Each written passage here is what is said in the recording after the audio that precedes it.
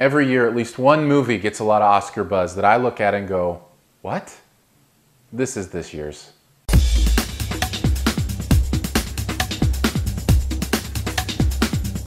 Beasts of the Southern Wild is the name of the movie, and it's about a backwoods culture that is trying to exist on its own and kind of cherish its ways at the expense of maybe being more modern and moving ahead in technology. I don't think it's based on our modern world. It seems to be based on kind of this non-existent imaginary world. Maybe in the future, we're not quite sure.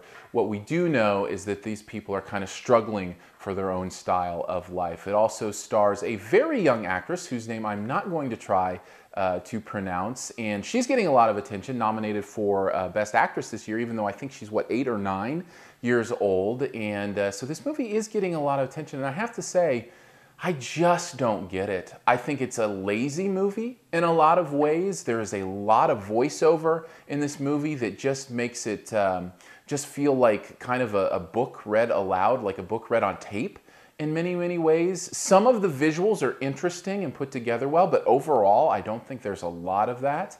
I think this is a movie that's getting a lot of credit for kind of being low budget and being a different look at things and not doing it the same way as Hollywood does. I think the Academy, I should say, a lot of times has this way of rewarding people for trying something new, and I think that may be what's going on here. Because overall, this movie is also difficult to follow.